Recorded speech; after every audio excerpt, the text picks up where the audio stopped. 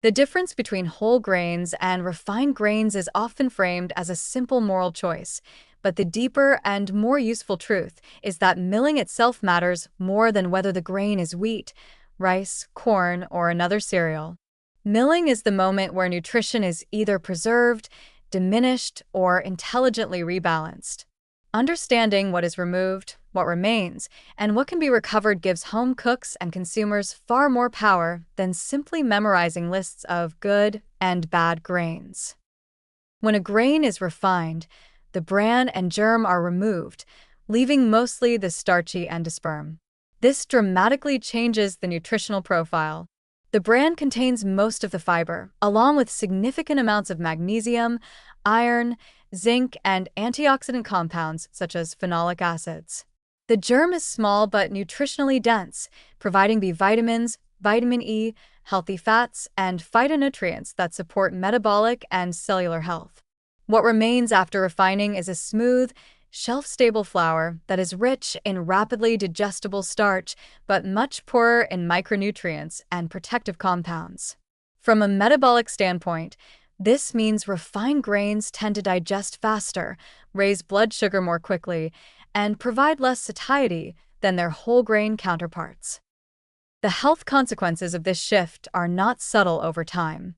Diets heavily reliant on refined grains are associated with lower fiber intake, reduced mineral status, and less stable energy levels.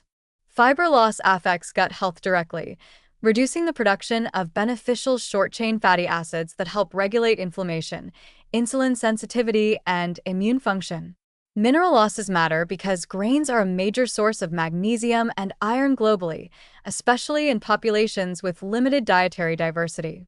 Removing the germ also removes fats and antioxidants that protect both the grain and, when consumed, the body itself from oxidative stress. Importantly, none of this means refined grains are inherently toxic. It means they are nutritionally incomplete unless thoughtfully compensated for elsewhere in the diet. Milling techniques exist on a spectrum, and not all processing is equal. Traditional stone milling, for example, grinds the entire grain at lower temperatures, helping retain the bran, germ, and heat-sensitive nutrients. Roller milling, which dominates industrial flour production, separates grain components very efficiently but often discards or recombines them selectively. This is where nuance becomes important. Some modern whole grain flours produced by roller milling recombine bran and germ in controlled proportions, resulting in consistent texture with near-complete nutrient retention. In contrast, highly refined white flours remove these fractions entirely and may later be enriched with a short list of synthetic vitamins, which only partially replaces what was lost. There are also newer approaches that actively improve nutrient availability rather than merely preserving it.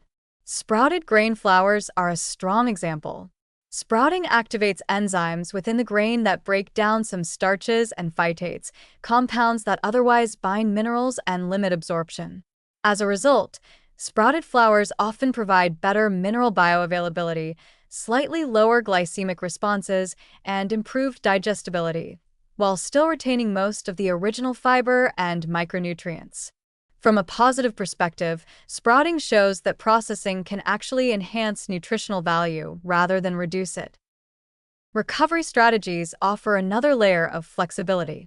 Adding bran back into recipes is one simple approach, restoring fiber and minerals to refined flours. When done thoughtfully, this can dramatically improve nutritional density without sacrificing familiar textures. Blending whole grain flour with refined flour is another effective strategy, especially for baking. Even replacing 25 to 50% of white flour with whole wheat or spelt flour significantly boosts fiber, magnesium, and B vitamins while keeping crumb softness and flavor approachable. Using sprouted grain flour for a portion of the total flour can further improve mineral absorption and digestibility. Texture and palatability are often the main barriers people cite when avoiding whole grains, but these challenges are largely solvable in the kitchen. Hydration is one of the most important tools. Whole grain flours absorb more water due to their fiber content, and increasing liquid slightly prevents dryness and heaviness. Allowing batters and doughs to rest before cooking or baking gives bran time to soften, improving mouthfeel and structure. Longer fermentation, especially in yeast breads or sourdough, naturally tenderizes whole grains and enhances flavor while improving mineral bioavailability. Simple recipe swaps can make whole grains feel less like a compromise and more like an upgrade. In pancakes or muffins, replacing half the white flour with whole wheat pastry flour or oat flour adds fiber without making the texture dense. In pasta dishes, mixing refined pasta with a portion of whole grain pasta eases the transition while increasing nutrient intake. For rice-based meals, combining white rice with brown or parboiled rice improves fiber and mineral content while maintaining a familiar texture.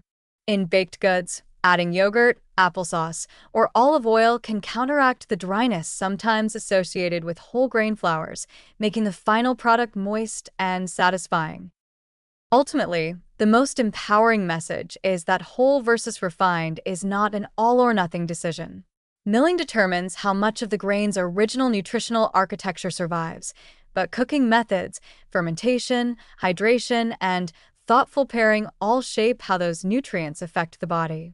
By choosing flours that retain more of the bran and germ, experimenting with sprouted or partially whole grain options, and using smart recipe techniques, it becomes possible to enjoy the sensory pleasure of grain-based foods while capturing far more of their original health potential. In this light, whole grains are not a sacrifice.